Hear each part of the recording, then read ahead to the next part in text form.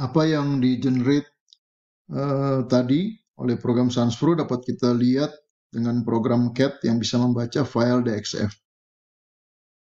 Kita lihat tadi ruko 1 tulangan pelat lantai 1 atau lantai 2. Kita bisa buka.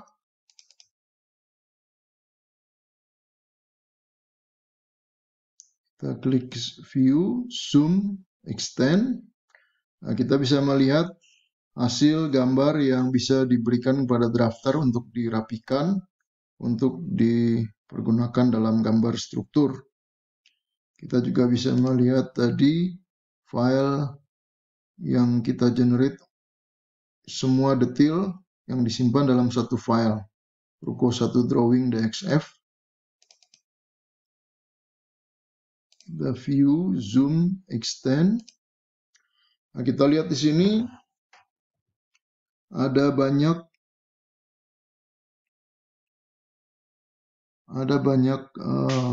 gambar yang disimpan dalam satu file. Misalnya ini adalah gambar tulangan pelat pada lantai 1. Kita bisa zoom kembali. Lalu kita bisa melihat juga denah penulangan balok dan kolom. Untuk lantai 1. Di sini kolom diberi kode 1K1, 1K2, 1K3, artinya lantai 1 kolom jenis 2, lantai 1 kolom jenis 3, dan seterusnya. Juga demikian dengan balok. 1G3 artinya lantai 1 balok induk G tipe 3, atau 1B1 artinya lantai 1 balok anak tipe 1.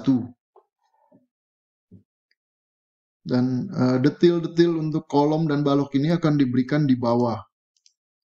Di bagian bawah kita lihat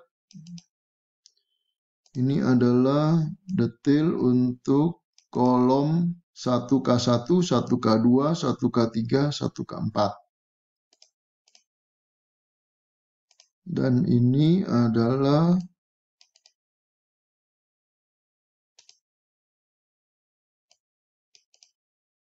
detail untuk pembalokannya.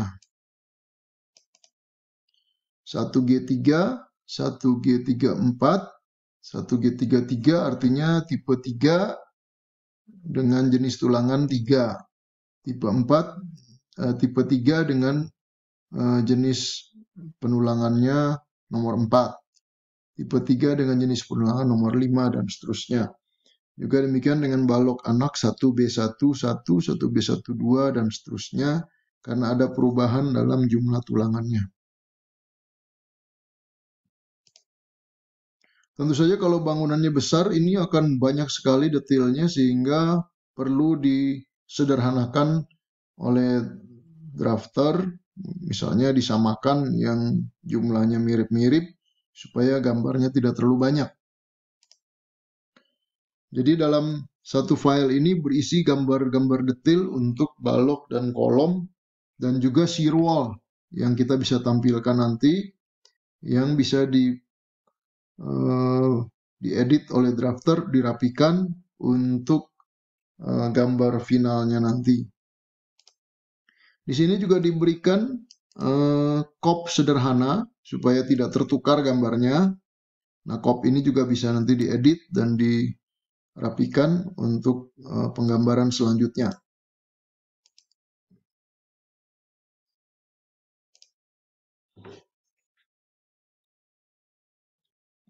Demikian proses generate gambar dari model SansPro untuk disimpan di dalam program CAT. Selanjutnya kita akan mencoba membuat model untuk analisis dinamis.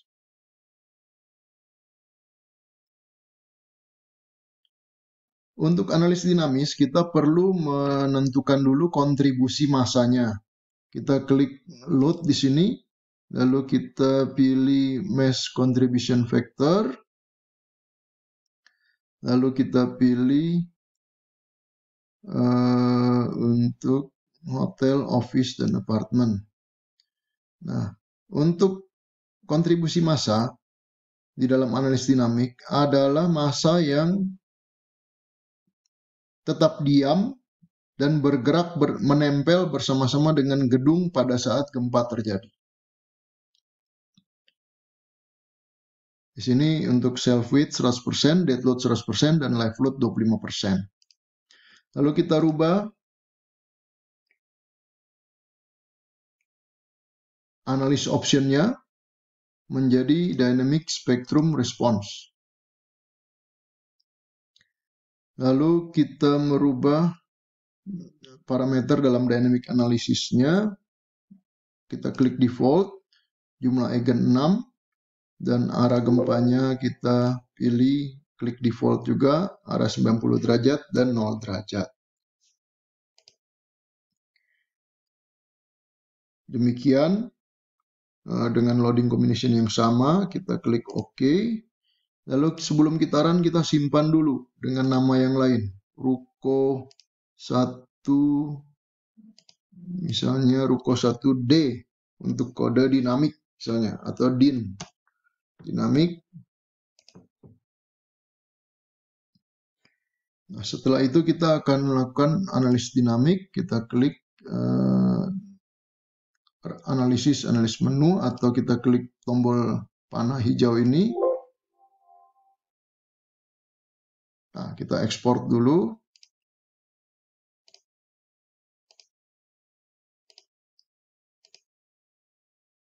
Lalu analisis.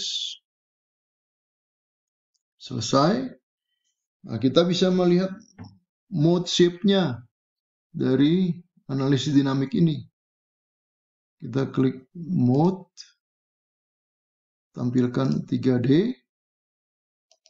Ini saya matikan dulu legend-nya ini, legend, stress legend. Lalu kita bisa tampilkan mode-nya, kita pilih mode 1, 2, 3, dan seterusnya. Dan kita rubah dulu skalanya supaya bisa tampil. Misalnya dikasih 1000 skalanya.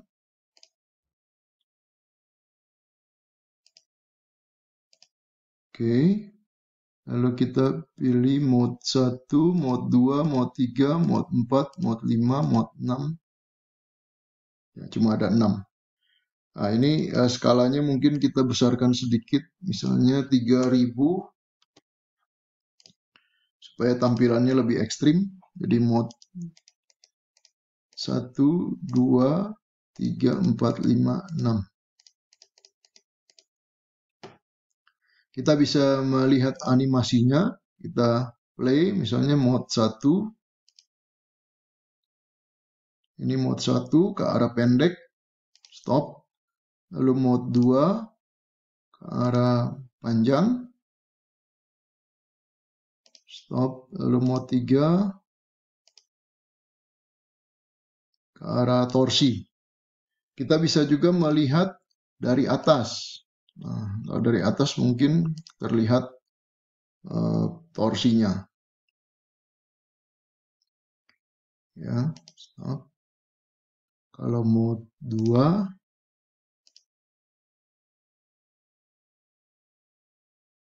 nah, kita lihat dia bergetar ke arah memanjang. Lalu kita bisa melihat juga analisis dinamik adalah hasil analisis dinamiknya. Kita verifikasi terlebih dahulu sebelum kita lanjutkan desain fondasi dan desain untuk desain kapasitasnya. Di sini kita harus memeriksa apakah time periodnya tidak terlalu besar. Kalau terlalu besar harus dilakukan koreksi. Lalu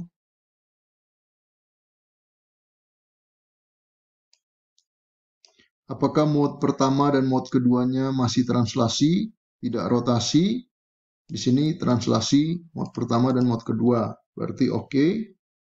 Lalu kita turun kembali. Modal effective mass factor. Di sini baru mencapai 95%, belum mencapai 100%. Di dalam peraturan gempa yang baru diharuskan supaya mode ini mencapai 100%. Jumlah efektif mass factor ini mencapai 100%. Caranya bagaimana adalah dengan menambah jumlah eigen. Tadi kita hanya pasang 6, sedangkan kita punya 4 lantai, itu maksimum bisa dipasang 12. Jadi coba nanti kita pasang lagi 3 untuk kita run kembali. Lalu base shear, kita cek juga base shear ini masih ada 69% pada arah X dan pada arah Z juga baru 59%. Ini dikarenakan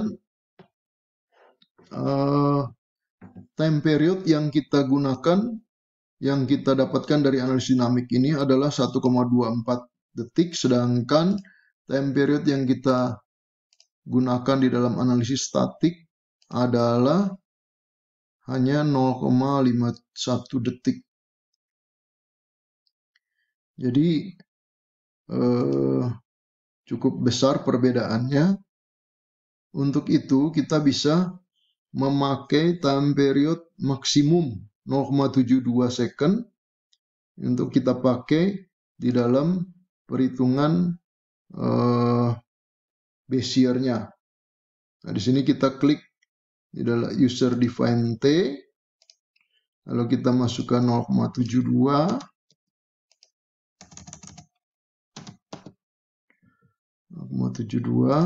Di sini juga kita gunakan user define T dengan nilai 0,72. Lalu kita klik compute apply generate. Oke. Lalu jangan lupa kita lakukan penambahan jumlah eigen menjadi 9. Oke.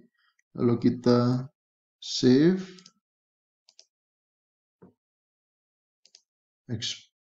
Export.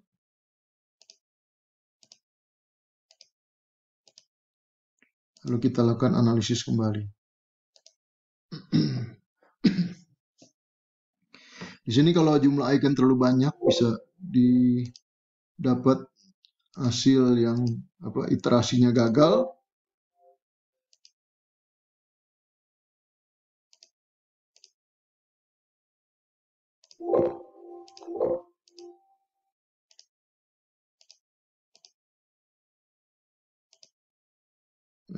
Kita coba abaikan errornya karena memang tidak bisa ditambah lagi jumlah eigennya.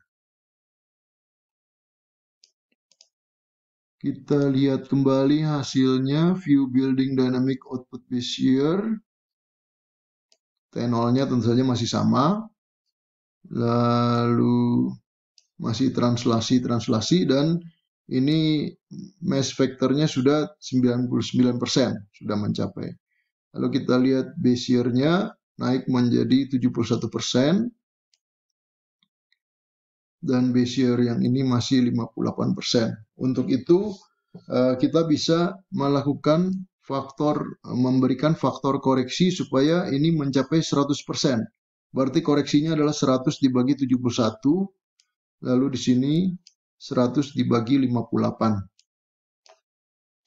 Kita bisa berikan di 100 dibagi 71, kita bisa berikan di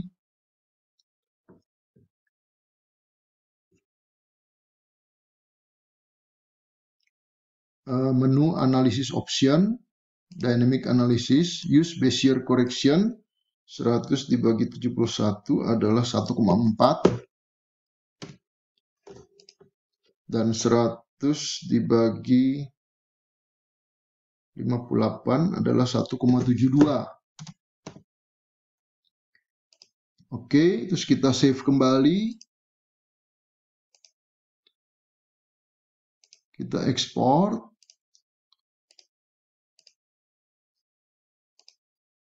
Lalu kita lakukan analisis dinamik kembali.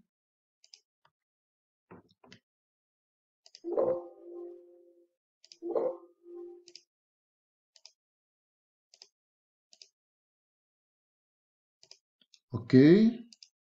Terus kita lakukan, kita lihat kembali view building dynamic output base shear-nya. Sini base shear-nya sudah mencapai 100%. arah X juga mencapai 100% karena sudah dilakukan faktor skala.